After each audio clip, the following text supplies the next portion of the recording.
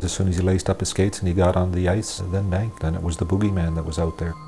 Derek Boogaard fought his way to center ice as an enforcer, one of the N.H.L's most feared fighters.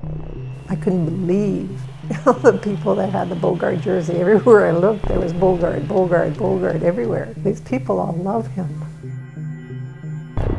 I didn't see it coming at all, and he hit me hard. Hardest I've ever been hit. The fighters are getting bigger and tougher. This kid is a monster. The forces to the brain are getting worse while the brains are staying the same. Number 94, Derek Boogaard.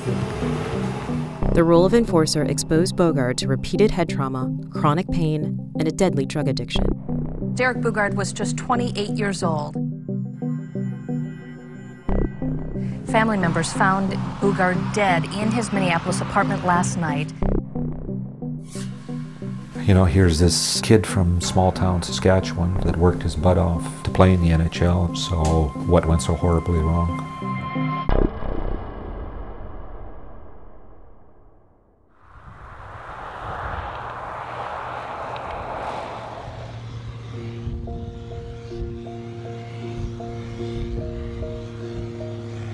It's like on the ice, he had this persona, which he basically, scared all the players on the other team.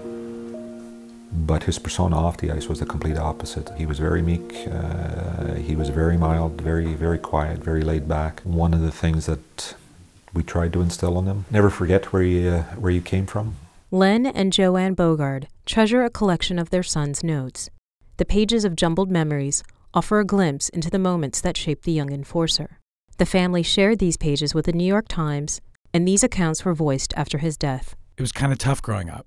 Because we moved around, and it was harder, I think, because my dad was a police officer. Len Boogaard was a Mountie with the RCMP. Every couple of years, he was shuffled around the province from one small town to the next. Hockey was the only constant.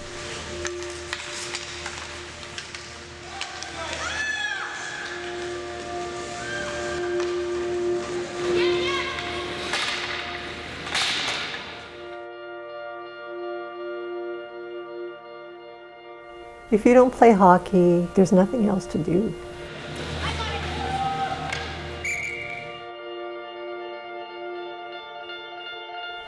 Your social time is at the rink. When you get home, you're home tucked away because you don't want to go back out. It's 50 below with the wind chill.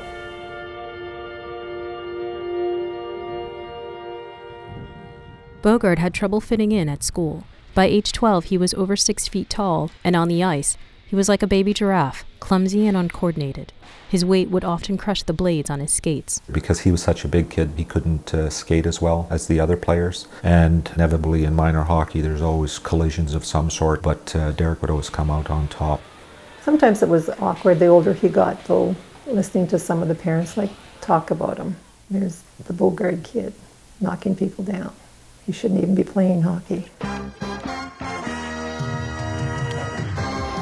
Like every little boy in Canada, Boogaard dreamed of making it to the National Hockey League, or what Canadians reverently call the show. In Canada, the way to stardom is to be good on your blades and be able to put the puck in the net. But to his coaches and parents, it seemed highly unlikely. You know, he was such a big guy. He just had trouble, I think, keeping those huge skates and long legs and long arms. But there was another option. His imposing size made him a natural for the vicious role of enforcer, an intimidating player who isn't afraid to fight. If you have a big guy on the other team that is taking advantage of your smaller players, if you tell the big guy, that guy's your size, you know, you go out and take care of business and tell him that if you continue doing this, you're going to be dealing with me. But these players are there to scare, not score.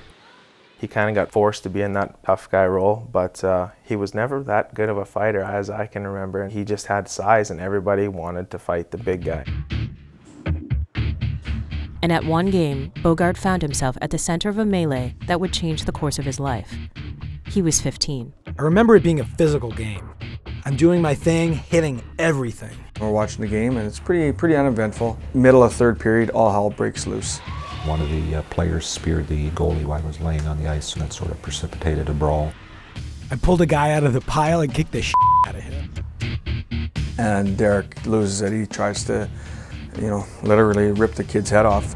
The refs grabbed me and started taking me to the dressing room.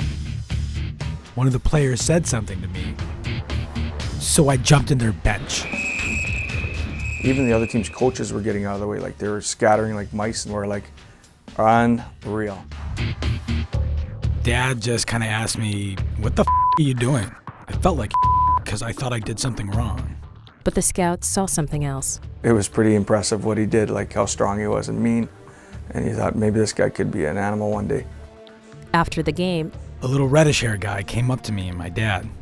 He had the navy blue and a little bit of red, Regina Pats colors.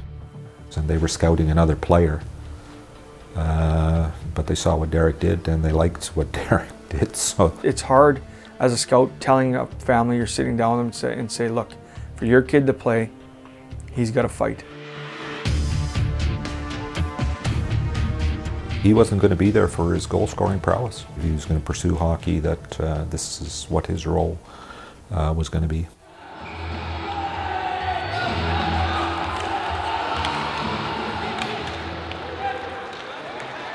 He had made it to the Regina Pats, a team in Canada's elite Western Hockey League, one step closer to the show, the N.H.L.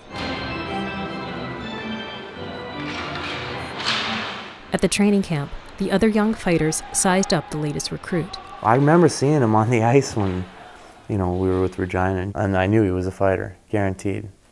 One, just because of his name, Derek Boogaard. Like, that's a tough name. He's probably a tough guy for sure. And then you look along the stats, you see 6'6". The kid's only 15. Yeah, he's a fighter for sure. But the coaching staff wasn't impressed by his other skills. Derek told a local reporter that he knew his days might be numbered. I really try to work hard during practice and after practice, doing a little bit extra skating, but you know, it's pretty tough. It wasn't enough. After only 5 games, 17-year-old Derek was traded to a middling team in a remote part of British Columbia, hundreds of miles away from home. Prince George is not the kind of place we're ever going to get a majority to vote on getting hockey to stop the fighting. It's a town that likes its hard-nosed players.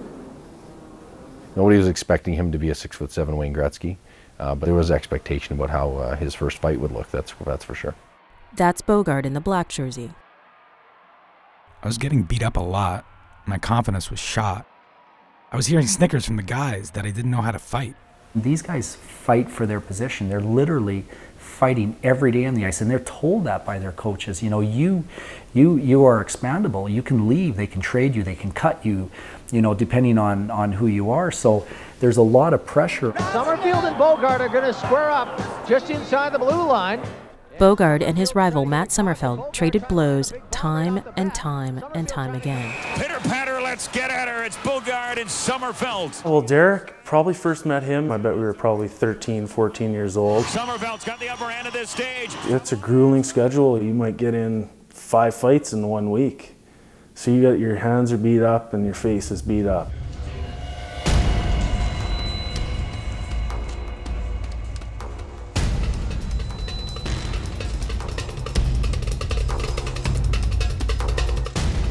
For a few stressful and adrenaline-packed minutes, these teenage gladiators put their bodies on the line for the fans, for their teammates, and for that coveted spot on the roster. To stay on the team, that's the role you had to fill, so, you know, did what I had to do. It's a part of the game, you know, you're not going to take punching out of boxing, you're not going to take fighting out of hockey.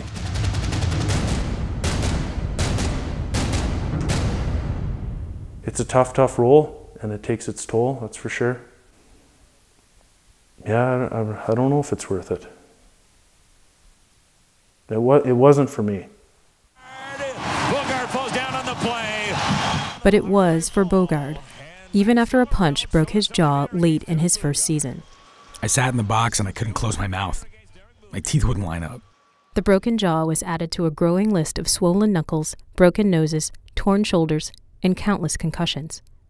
But he never worried about the mounting toll the role would take on his body. He kept his eye on the prize. I knew that I wasn't going to get drafted, so I worked my nuts off that summer. With his jaw wired shut, Boogaard took boxing lessons at a gym in Regina. Derek was an underdog in a lot of his life. So I think what that did to Derek is it made him fight that much harder. And I think that was his determination that he was not going to fail. His second season, he was ready to rumble. And Boogaard and Lee are going to go at it. Remember, Lee broke Derek Boogaard's jaw last season. And Boogaard... I beat the guy that broke my jaw. I remember being really nervous for that fight. Nobody expects the enforcer to score. In his first 98 games with Prince George, Boogaard only had one goal, but in a 2001 nail-biter playoff game against Portland, The puck is loose. Score! Derek Boogaard scores the overtime winner for Prince George. It's as if it's a miracle on ice. It was an unbelievable feeling. The guys came off the bench and the place was going nuts. Derek Boogaard, the hero. by now, the 18-year-old had punched his way through all of the competition in Western Canada. He would have to wait and see if his reputation as a fighter was enough to finally vault him to the show. That June, the N.H.L. draft fell on his 19th birthday. I was nervous for the draft. I was hoping that somebody would take a chance on me. He didn't get drafted in the first round. I think if you asked people what they thought of Derek Boogaard's chances of making the N.H.L., wouldn't have been very good. He wasn't even drafted in the 6th round. Not me. I never thought for once that he would be playing in the N.H.L. We were raised with a stick and a pair of blades. On the ice we cut our teeth. In the 7th round, number 202 overall, the Minnesota Wild called his name. Against all odds, the high school dropout was on his way to an unlikely career as the NHL's toughest enforcer. But getting everything he wanted would come at a price even he couldn't imagine.